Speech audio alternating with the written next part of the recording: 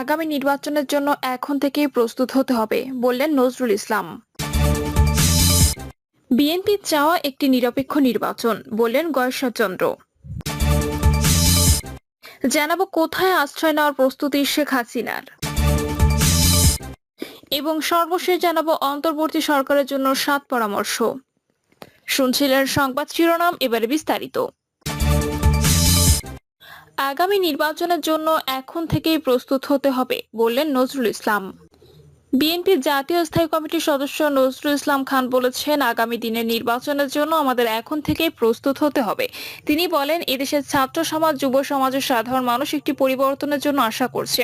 যেহেতু শহীদ জিয়ার সঙ্গে রাজনীতি করেছি, তার আদর্শ আমাদের মাঝে আছে, তাই আমাদের বিশ্বাস সেই পরিবর্তন আমরাই করতে পারবো। নজরুল ইসলাম খান বলেন, দেশনেত্রী খালেদা জিয়াকে জীবিত অবস্থায় মুক্ত করতে পেরেছি বলে আমরা আনন্দিত।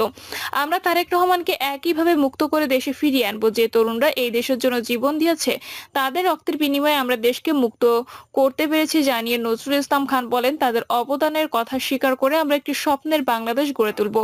জনগণের কাছে দায় থাকবে এমন একটি সরকার আমরা গঠন করতে চাই।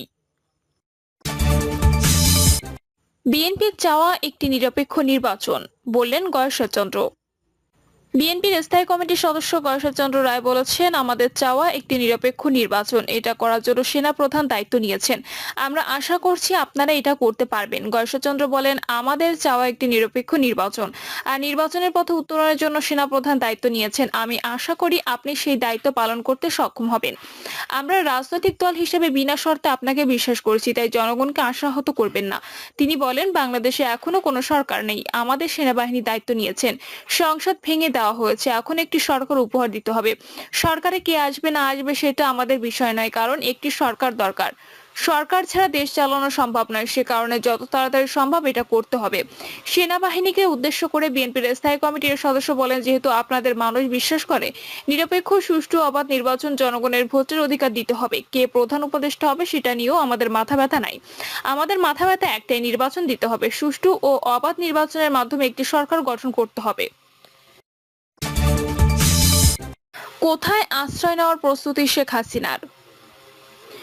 বাংলাদেশের প্রধানমন্ত্রী পদ থেকে পদত্যাগ করে শেখ হাসিনা সবার আগে লন্ডনে আশ্রয় নেওয়ার পরিকল্পনা করেছিলেন, কিন্তু ব্রিটেন তাকে আশ্রয় দিতে রাজি না হওয়ায় তা থমকে গেছে। এই কারণে এখনই তার ভারতের বাইরে যাওয়ার কোনো সম্ভাবনা নেই বলে মনে করা হচ্ছে। এরপর শেখ হাসিনা এখন তার অন্য বিকল্পের দিকে তাকিয়ে আছেন।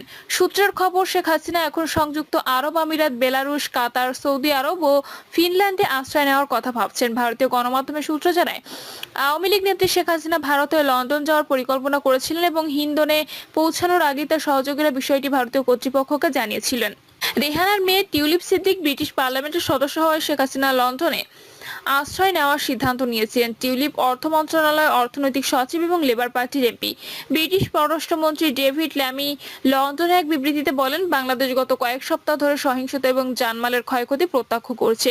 দেশের জনগণ ঘটনাগুলি জাতিসংঘের নেতৃত্বে একটি পূর্ণ ও স্বাধীন তদন্তের অধিকারী। যুক্তরাজ্যের নিয়ম অনুসারে দেশের বাইরে থেকে আশ্রয়ের জন্য আবেদন করা সম্ভব নয় এবং সমস্ত আশ্রয়ের দাবিগুলো কেস বাই কেস ভিত্তিতে সাবধানে বিবেচনা করা হয়। অন্তর্বর্তী সরকারের জন্য 7 পরামর্শ। শেখ হাসিনা পদত্যাগ করে বিদেশে পাড়ি জমিয়েছেন পারিবারিক স্টেক হোল্ডারদের নিয়ে। তিনি ও তার পরিবারের স্টেক হোল্ডারগণ অংশীজন, যারা হাসিনার অবৈধ ক্ষমতার ও লুটের এখন ভারতের একটি জায়গায় অপেক্ষা করছেন কোন দেশে তাদের আশ্রয় দেবে সেই জন্য। ইতিমধ্যেই তাদের আশ্রয়ের আবেদন ব্রিটিশ সরকার প্রত্যাখ্যান করেছে। টিভি নিউজের স্ক্রলে সেই খবর আমরা দেখলাম। একটি অসাধারণ সিদ্ধান্ত নিয়েছে আমাদের সেনাবাহিনী। গণ অভ্যুত্থানকে রক্তপাতহীন করতে তাদের সামরিক শক্তির ভূমিকা বিশেষ অবদান রেখেছে। অনেকেই ভেবেছিলেন যে সামরিক শাসন জারি হবে এবং তারাই ক্ষমতায় আসবে। অতীত অভিজ্ঞতা সেই কথাই আমাদের শুনিয়েছে, কিন্তু আমাদের সেনাবাহিনী ওই দখলের মধ্যে না গিয়ে জনগণের প্রতি তাদের দায়িত্ব ও কর্তব্য এবং দেশপ্রেমিক ও সংস্কারপন্থী শিক্ষার্থীদের অবদানের প্রতি শ্রদ্ধা দেখিয়েছেন। এই সংস্কার কেবল সরকারি চাকরির কোটা সংস্কার নিয়ে শুরু হলেও এর ভেতরে ছিল এবং আছে গোটা রাষ্ট্র ব্যবস্থার ঘুণে খাওয়া অংশগুলোর সংস্কার চেতনা প্রত্যাশা। ওই প্রত্যাশায় যাতে রাষ্ট্র সংস্কারকে অর্থবহ সংস্কৃত করে তোলা যায়, তা যা আমাদের দেশপ্রেমিক সেনাবাহিনীর ভেতরে ভেতরে লালন করেছিল, তারই বহিঃপ্রকাশ প্রকাশ পেল তাদের পদক্ষেপে। চাইলে সেনাবাহিনী শেখ হাসিনাকে ক্ষমতাচ্যুত করে সামরিক শাসন চাপিয়ে দিতে পারত। এরকমটাই আমরা গত 53 বছর ধরে দেখে আসছি। কিন্তু আজকে সেনাবাহিনী সেই লিগেসি গ্রহণ না করে জনগণের প্রতি তাদের দেয়া প্রতিশ্রুতি ও দায়িত্ব কর্তব্য পালনের দৃঢ়তা দেখালো। সামরিক আইন জারি না করেও যে ছাত্র জনতার দাবি আদায়ে অনন্য সাধারণ পদক্ষেপ নেওয়া যায়, বর্তমান সেনা প্রধান ওয়াকারুজ্জামান সেটা প্রমাণ করেছেন। এখন কোনো সরকার নেই বললেই চলে। সব অফিস আদালত খুলে দেয়া জনমনে একটা স্বস্তি এসেছে। সেই স্বস্তি আর রাজনৈতিক অস্বস্তির ফোকর গলিয়ে কিছু খারাপ লোক নানা গুজব ছড়িয়ে পরিস্থিতিকে ঘোলা করবার চেষ্টা চালাচ্ছে। সচিবালয়ে এক ধরনের অস্থিরতা বিরাজ করছে, যেহেতু তারা বিগত হাসিনা সরকারের সঙ্গে কাজ করেছেন, ফলে তাদের উপর কিছু মানুষের রোষ চেপেছে। আমরা লক্ষ্য করেছি বিএনপি সহ রাজনৈতিক দলগুলোর আবেদন হচ্ছে কোনো রকম প্রতিশোধ নয়, কোনো রকম হিংস্রতা নয়, ভালোবাসা দিয়েই তাদের বিগত কাজগুলোকে ঢেকে দিতে হবে। কোনো রকম ভাঙচুর, অগ্নিসংযোগ নয়, প্রতিহিংসাত্মক আচরণ নয়, গণ অভ্যুত্থানে অর্জিত বিজয়কে সুসংহত করতে তাদেরকে সর্বাত্মক সহযোগিতা দিতে হবে। আর সেটা হচ্ছে এককেন্দ্রিক শাসন ব্যবস্থাকে বহুদলীয়, বহুপক্ষীয় গণতান্ত্রিক শাসন ব্যবস্থাকে পাকাপোক্ত করা যায়, সেই লক্ষ্যে কাজ করা। এই লক্ষ্য অর্জন করতে হলে প্রয়োজন ন্যায় ও কল্যাণবোধের উদ্বোধন। ছাত্র জনতা, রাজনৈতিক দলগুলো এবং দেশের বুদ্ধিবৃত্তিক চর্চার মহিরুহগণকে একটি প্ল্যাটফর্মে এনে জাতীয় বা অন্তর্বর্তী সরকারের কাঠামো গড়ে তোলাই হবে যুক্তিযুক্ত। আমরা বিবেচনা করি সামরিক বাহিনী যখন ক্ষমতা দখল না করে একটি স্বাভাবিক গণপরিবেশের কাঠামো গড়ে তোলার আয়োজনে ভূমিকা রাখছে, তাই তাদেরকেও এই অন্তর্বর্তী সরকারে রাখলে ভালো কিছু অর্জিত হবে। কারণ তারা কেবল শিক্ষিত প্রতিশিক্ষিত নয়, তাদের রয়েছে বিশেষ রাজনৈতিক চেতনার পরিশীলিত ও সামরিক চেতনার সমন্বিত রূপ। তারা আমাদেরই ভাই বন্ধু বা সন্তান, তারা আমাদেরই সমাজের সাংস্কৃতিক পরিবেশে বেড়ে উঠেছেন। তারা আমাদের গণতান্ত্রিকতার মূল্য উপলব্ধি করতে পারবেন। রাজনৈতিক দলগুলোর মধ্যে যতটা না মিল মহব্বত আছে, তার চেয়ে আছে দ্বিমত নিজেদের সামনে তুলে আনার একগুঁয়েমিও। এই ধরনের গোয়ার্তুমি পরিহার করে সবাই মিলে যদি অন্তর্বর্তী সরকার কাঠামো গড়ে তোলা যায়, তাহলে ভবিষ্যতে রাষ্ট্র কাঠামো সংস্কারের রাজনৈতিককরণ নতুন প্রেরণা পাবেন। আমি ছোট করে এই কাঠামোর একটি রূপ বলতে চাই। 3 থেকে 6 মাসের মধ্যে নির্বাচন দিয়ে গণতান্ত্রিক সরকার গঠন করা যেতে পারে। নির্বাচিত সরকার রাষ্ট্র সংস্কার সহ শিক্ষার্থীদের প্রত্যাশা পরিপূর্ণ করবেন। নির্বাচন তত্ত্বাবধায়ক সরকারের অধীনে করার আইনি ব্যবস্থা করতে হবে, যা কখনোই বাতিল করা যাবে না। কেবল খাতা কলমে নয়, নির্বাচনকে রিগিং মুক্ত করতে হলে আইনের ব্যবহার করা জরুরি। জনবিরোধী ও দেশের ক্ষতি হয় এমন আইন ও মানবাধিকার খর্ব বা লঙ্ঘন হয় এমন আইন বা কাজ করা যাবে না।